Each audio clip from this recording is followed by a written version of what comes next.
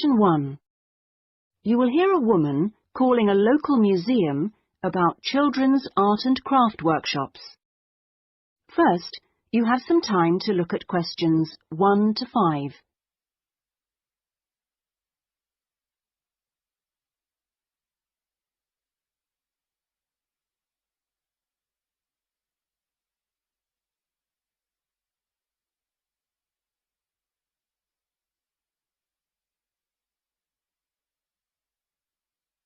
You will see that there is an example that has been done for you.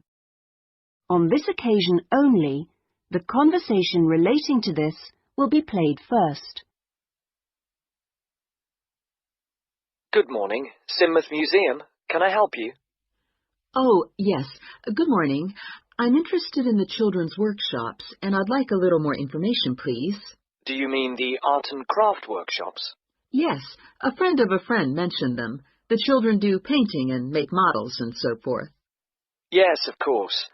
Where to begin? First of all, as you probably know, they run every Saturday. The workshops are organised every Saturday, so Saturday has been written in the space. Now we shall begin. You should answer the questions as you listen, because you will not hear the recording a second time. Listen carefully and answer questions 1 to 5. Good morning, Sidmouth Museum. Can I help you? Oh, yes. Good morning. I'm interested in the children's workshops, and I'd like a little more information, please. Do you mean the art and craft workshops? Yes, a friend of a friend mentioned them. The children do painting and make models and so forth. Yes, of course. Where to begin? First of all, as you probably know, they run every Saturday. Fine. And what about ages? Well, all ages from 5 upwards are welcome, though we do ask that children below 8 years of age are accompanied by an adult. Fine. That wouldn't be a problem. What about cost? Well, I think you'll find them very reasonable. It's £2.50 a child, with 80 pence off for 2 or more children from the same family. Oh, yes. Very reasonable. And are they held in the main museum? Not exactly. They're nearby. Could you give me the full address?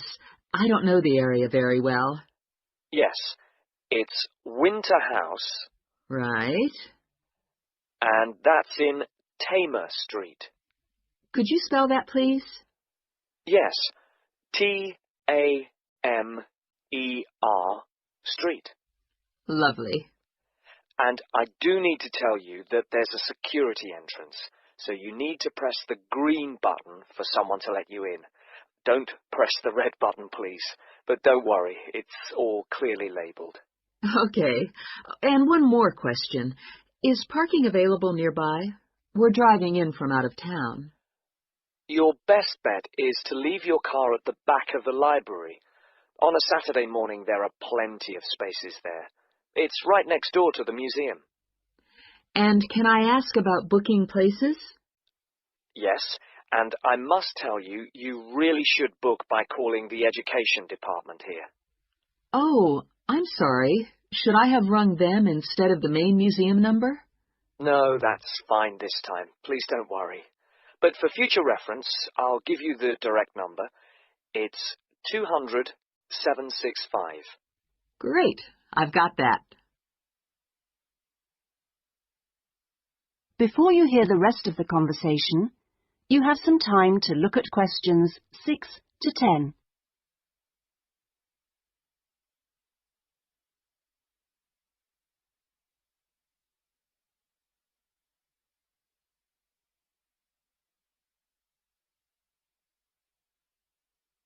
Now listen and answer questions 6 to 10. But I'm very happy to give you information about the next 2 workshops. On Saturday the 16th, there's building castles. Oh, sounds great. This involves quite a bit of glue, so just make sure the kids are in old clothes. I know. Ones I don't mind getting mucky. Exactly. And if possible, could you bring along bottle tops, which the children might be able to use in the models, as decoration? We'll certainly try to find some for you. Then the following week... That'll be the 23rd, won't it? Yes, that's right. On that day, it's what we call Undersea Worlds. This is where they make scenes with fishes, underground caverns, and so on. Is that likely to get very dirty? Lots of paint splashes? Not really, so we don't recommend any special clothes for that one. But if you could search out some silver paper to bring along to use in the sessions, it's shiny, it looks like water, that'd be great. Yes, of course. We'll see what we can come up with. Well, thank you ever so much for all your help. The sessions sound really good, and I'll certainly book up for the next 2. Lovely. Thanks very much for ringing. Bye. Bye-bye. That is the end of section 1. You now have half a minute to check your answers.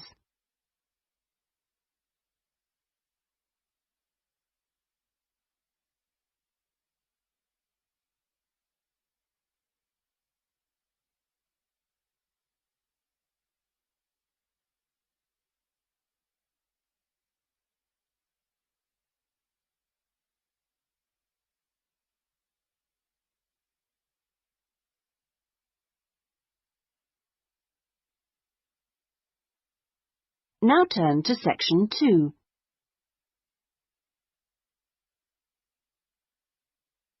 Section 2.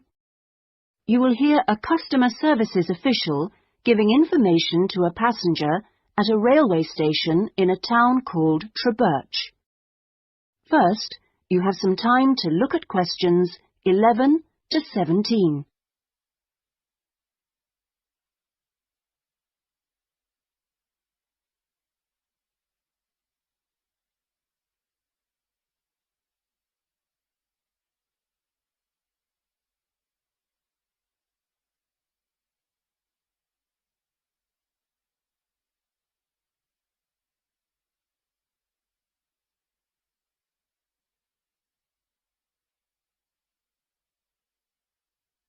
Now listen carefully and answer questions 11 to 17. Hello. My family and I are staying here in Treberch for a week or 2, and we wanted to know about the train services. We're hoping to do a few local trips. Okay. Well, I can give you lots of details about all the trains going from Treberch in the southwest. This leaflet will be very helpful, but I can tell you some of the main things. We've got 2 main train stations in the town. King Street is for local commuter lines and regional services. What about trains to London? I'll need to go there on business for one day. Then you need to go to Central Station. That's for all the national services. There are regular trains to London. They leave Treberch every half hour on weekdays and every hour at weekends. It takes about 2 hours, a bit longer on Sundays. You've got a choice of first and second class, and there's a buffet car, though refreshments are included in the cost of a first-class ticket. Ah, right. And have you got any information on different ticket types? Yes, there's a range of ticket prices depending on when you travel and when you buy your ticket. There's a standard open ticket, which doesn't have any restrictions. This can be bought in advance or on the day. You can also get various discounted tickets. A popular one is called the Super Save, and this is okay for travel after 8:45. Then there is the special ticket, which is valid for travel after 10:15.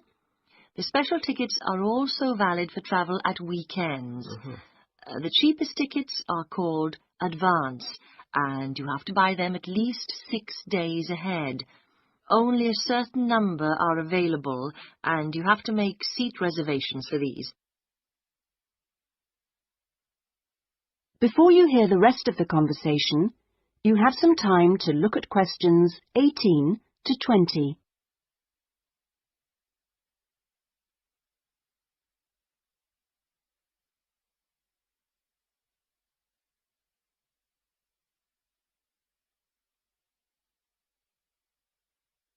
Now listen and answer questions 18 to 20. Thanks. And are there lots of places to go to around here? Oh, yes. You can enjoy many days out. There's the Merthyr Mining Museum, which is only half an hour from Birch by train. Your children will find it just as fascinating as any theme park, and they can ride in the original miners' lifts and on the coal trains. There are special excursion tickets which include entrance fees. Mainline trains also offer direct services to Bristol, where you can visit the docks or spend a great day out with the children in the zoo, which is set in the parkland that used to surround the old castle. Special family away day fares are available for this service now during the school holidays. Alternatively, you can be in Birmingham in only an hour and a half, where there's lots to see and do, including the new and internationally acclaimed climbing wall, built on the site of the old aquarium. We will also be running a special service to Newport when the new Science Museum opens next year, as we anticipate a lot of visitors in the opening weeks. I'd advise you to call early to book your tickets. Is that okay? Yes, thanks. That is the end of section 2. You now have half a minute to check your answers.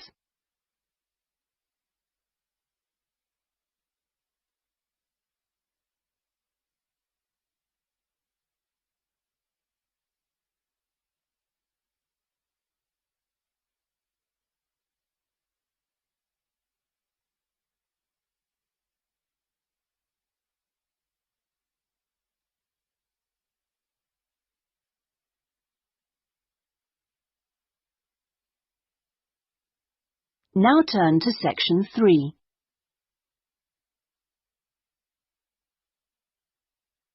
Section 3. You will hear a discussion between a tutor and an education student called Sandy about the student's dissertation. First, you have some time to look at questions 21 to 25.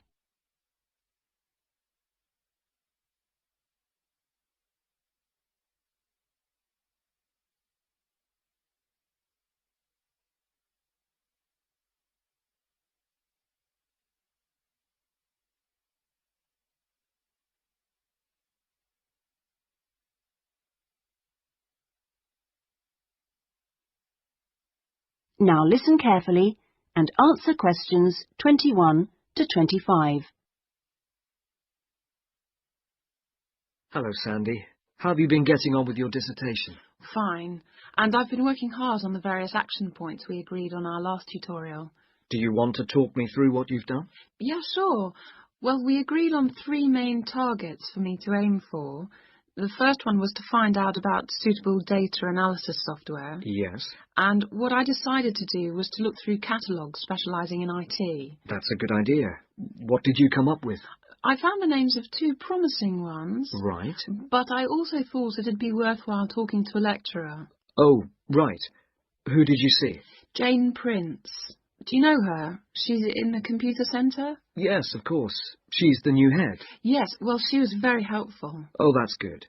Did she suggest anything in particular? Yeah, she recommended software called VVAT and said I should book up for a couple of practice sessions using VVAT. Great. I'm sure you'll find them useful. And, of course, the second target was to draw up a survey checklist, which Yes, you emailed me it last week. Have you had a chance to look? Of course. I think it's good. Very much on the right lines. I'd say your first 2 sections are spot on. I wouldn't suggest that you change anything there, but in section 3 you really do need to have questions on teaching experience. Yeah, I was thinking that section looked a bit short. Right. And my third target was do further reading on discipline. Oh, yes. I mentioned a couple of writers, didn't I? Yes, well, I got hold of the Banerjee, and I thought that was excellent, but I'm afraid I didn't manage to get hold of the essays about classroom management. You know, the ones by Simon Erickson. The bookshop said it was out of print, and the library doesn't have a copy. Oh, right. And I'm afraid I've lent my copy to another student. What I suggest you do is try the library again. This time apply for it through the service called Special Loans. Have you done that before? You're entitled to 6 books a year. Yes, no problem. That's what I'll do. So, lots of useful work done. Before you hear the rest of the conversation, you have some time to look at questions 26 to 30.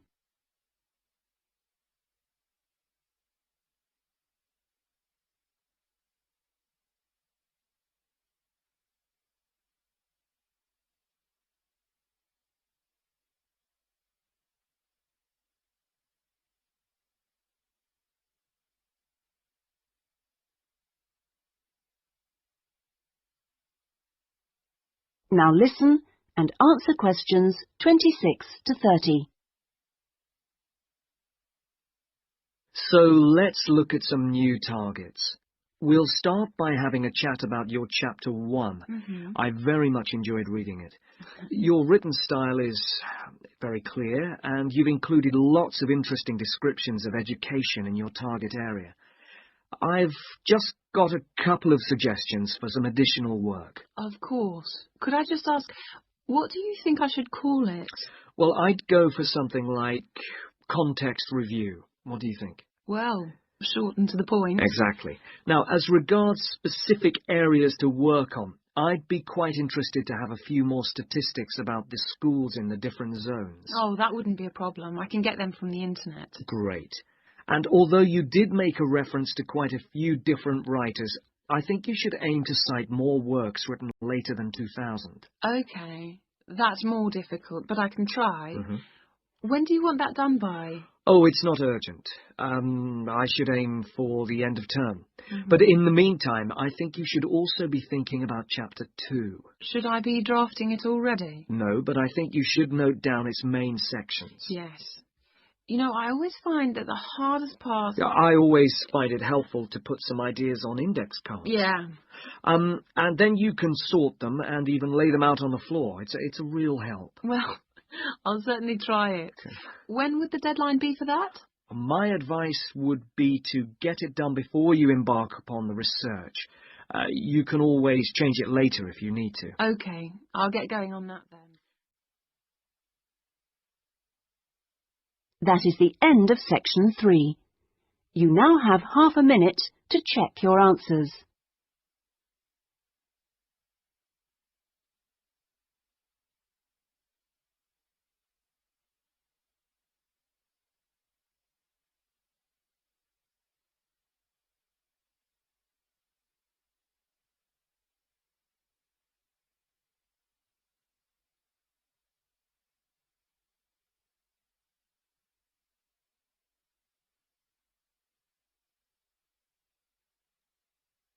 Now turn to section 4.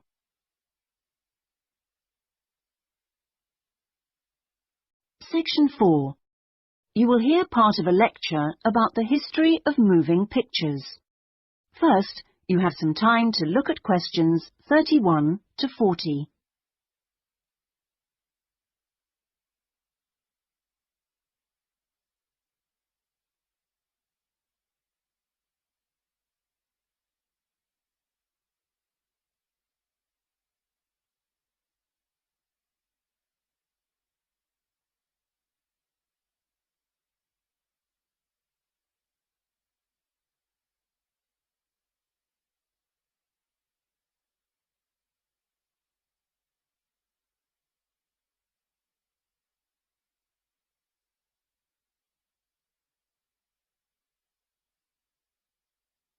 Now listen carefully and answer questions 31 to 40. Many believe that the story first began in America in 1877, when 2 friends were arguing over whether a horse ever had all 4 feet, or hooves, off the ground when it galloped. To settle the bet, a photographer was asked to photograph a horse galloping, and the bet was settled because you could see that all the hooves were off the ground in some of the photos. What was even more interesting was that if the photos were shown in quick succession, the horse looked like it was running, In other words, moving pictures.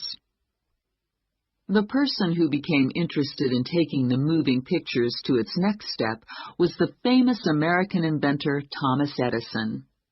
Actually, he didn't do the work himself, but rather asked a young Scotsman in his employ to design a system, which he did. Now, this young fellow was clever, because the first thing he did was study other systems, primitive as they were, of moving pictures, and then put all the existing technologies together to make the first entire motion picture system. He designed a camera, a projection device, and the film. The system was first shown in New York in 1894 and was really very popular. Apparently, people lined up around the block to see the wonderful new invention. There were, however, a couple of problems with the system. The camera weighed over 200 kilograms, and only one person at a time could see the film. Well now, news of the new system in America traveled fast, and a number of rival European systems started to appear once people had heard about it. The single problem with all the systems was they couldn't really project the film onto a screen, so more than one person could see it. Then, in 1895, 3 systems were all developed, more or less at the same time and independently of each other. I guess the most famous of these was by the Lumière brothers from France, and they called their system the cinematograph, which of course is where the word cinema comes from. There were also 2 brothers in Germany who developed a successful system, and they called it a bioscope. Well, now once the problem of projection had been solved, the next challenge for the inventors was to make the films longer and more interesting. A continuing problem at the time was that the films had a tendency to break when they were being played, a problem which was caused by the tension between the 2 wheels, or reels as they are called, which hold the film. Now, this problem was solved by 2 American brothers. They developed the Lantham loop, which was the simple addition of a 3rd reel between the 2 main reels. And this took all the tension away, with the result that the film stopped snapping.